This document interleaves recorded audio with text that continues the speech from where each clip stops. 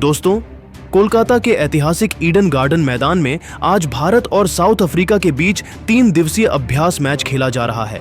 2 test मैचों की test series शुरू होने से पहले इस अभ्यास में जो नजारा देखने को मिला, उसने हर भारतीय फैन का दिल गर्व से भर दिया।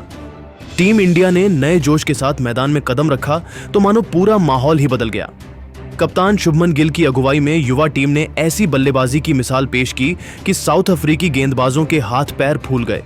यशस्वी जायसवाल ने शुरुआत में ही साउथ अफ्रीका के पेसर्स पर हमला बोल दिया। उनकी हर स्ट्रोक में दम और आत्मविश्वास झलक रहा था।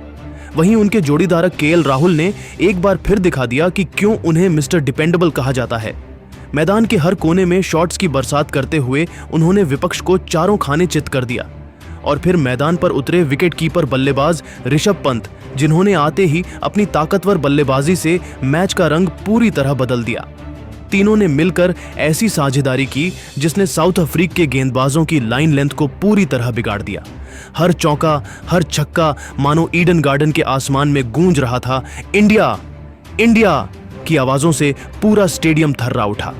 टीम इंडिया ने खेल के हर पहलू में अपना दबदबा दिखाया और पहले दिन पूरी तरह अपना दबाव बनाकर रखा।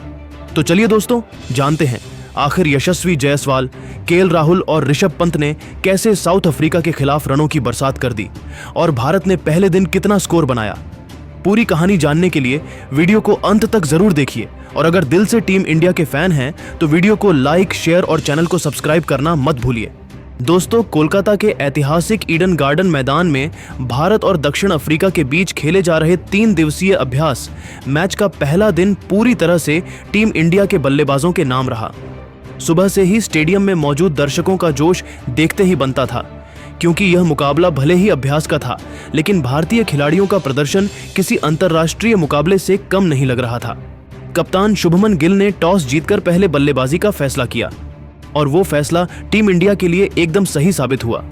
पहले दिन भारतीय बल्लेबाजों ने जिस अंदाज में साउथ अफ्रीकी गेंदबाजों का सामना किया, उसने साफ कर दिया कि टीम इंडिया घरेलू सरजमीन पर कितनी मजबूत है।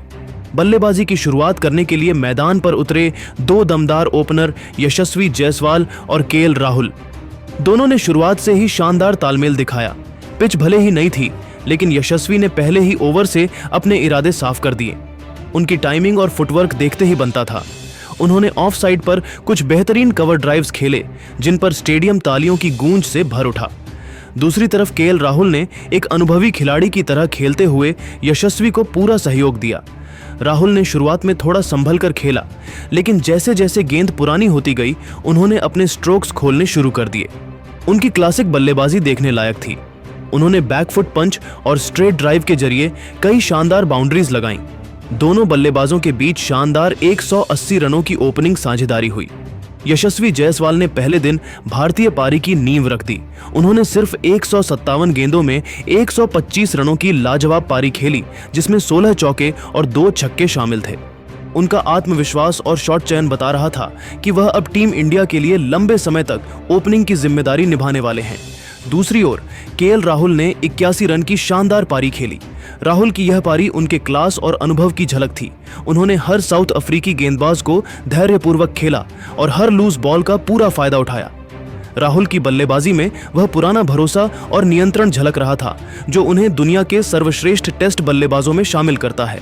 हालांकि दोनों बल्लेबाजों की यह साझेदारी ज्यादा देर नहीं चल पाई।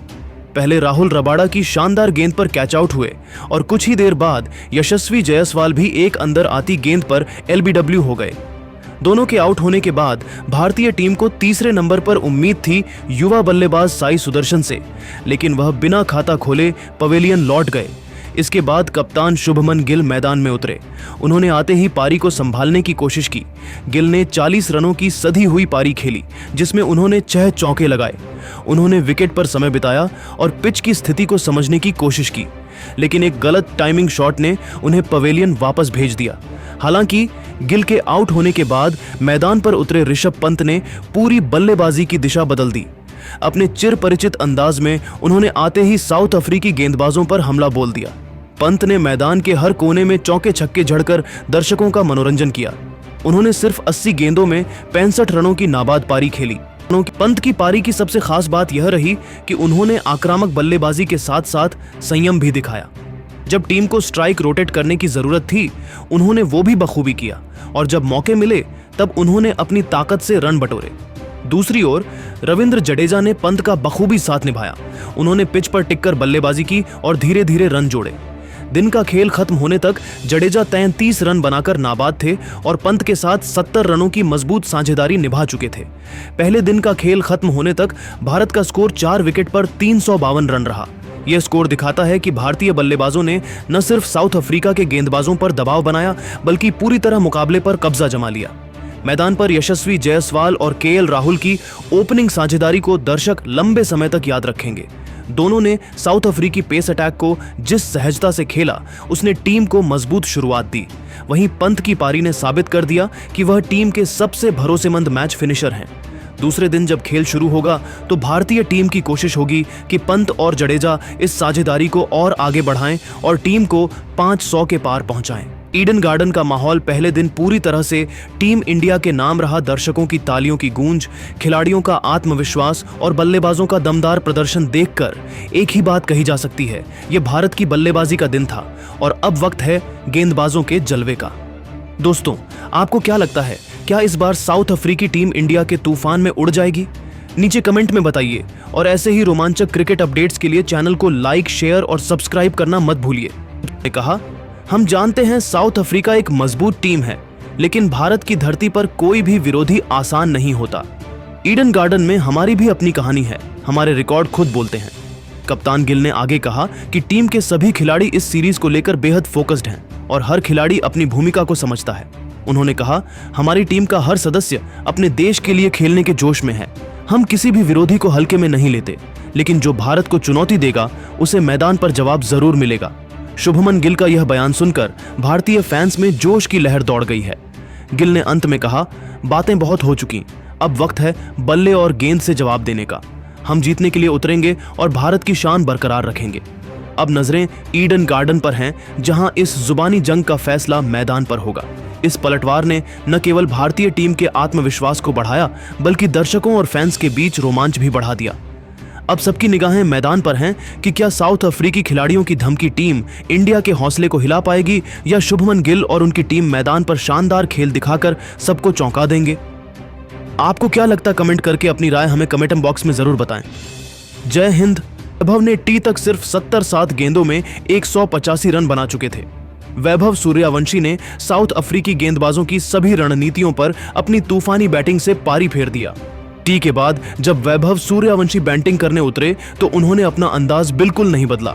दूसरी ओर विकेट गिरते रहे, लेकिन वैभव ने अपना आक्रामक अंदाज जारी रखा और टी के बाद सिर्फ तीसरे ओवर में ही दोहरा शतक जड़ दिया। वैभव ने सिर्फ 82 गेंदों में 201 रन बनाए। 148 साल के क्रिकेट इतिहास में यह सबसे तेज दोहरा शतक है। इससे पहले यह रिकॉर्ड सिर्फ क्रिस गेल और वीरेंद्र सहवाग ही के नाम था। वैभव ने 17 छक्के और 12 चौके की मदद से अपना दोहरा शतक पूरा किया। दूसरी तरफ हरवंश पांगलिया ने अपना अर्धशतक लगा जड़ दिया। दिन का खेल खत्म होने तक वैभव सूर्यवंशी 285 रन बनाकर नाबाद लौटे। वहीं हरवंश पांगलिया भी अपने शतक के करीब पहुंचे। हरवंश 75 रन पर नाबाद थे। पहले दिन टीम इंडिया ने 4 विकेट के नुकसान पर 385 रन बनाए। इस स्कोर से आप अंदाजा लगा सकते हैं कि वैभव की कितने आक्रामक अंदाज में खेल रहे थे।